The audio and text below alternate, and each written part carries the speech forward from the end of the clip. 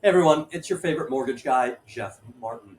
You might be hearing a lot about mortgage rates and terms like basis points and mortgage-backed securities in the news.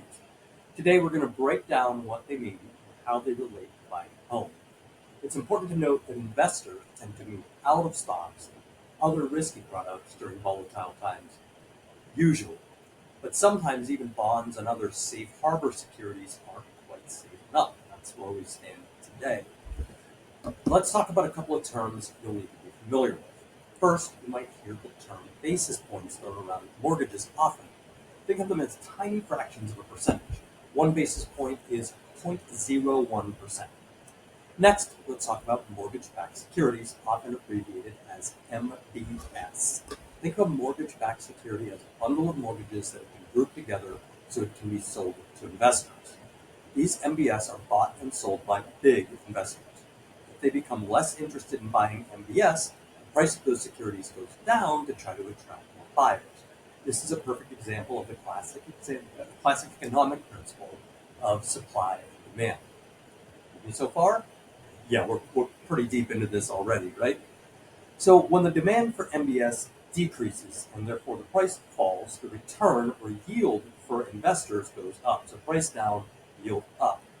To keep attracting investors in this situation, the interest rates that lenders offer for new mortgages tend to increase. This increase is often measured in basis points. A significant drop in MBS prices can lead to mortgage rates rising by a noticeable number of basis points.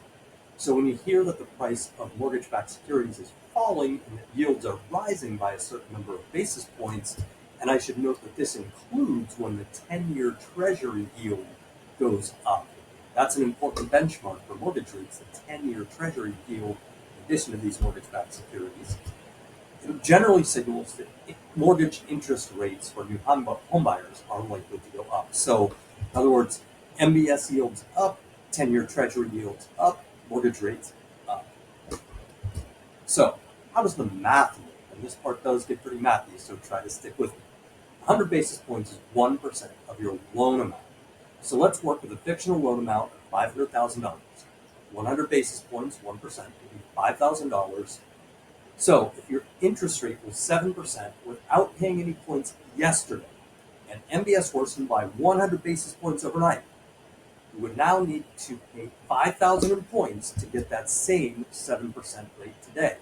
So no points yesterday, 7%. 100 basis point worsening means 5,000 in points to get the same 7% today.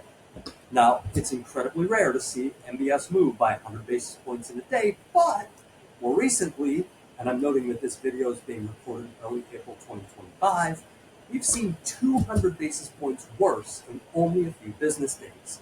In our example, that means either allowing your rate to increase or paying $10,000 in points in this example to keep the same rate.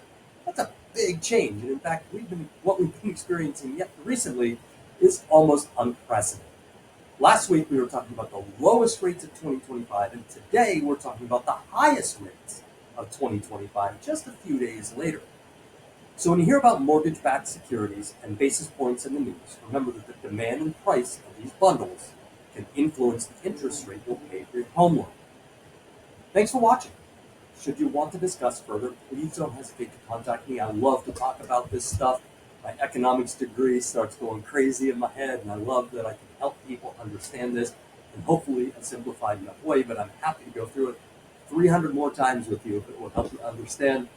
I just want to say thank you. I want to say have a fantastic day, and I look forward to talking to you about mortgages in the near future.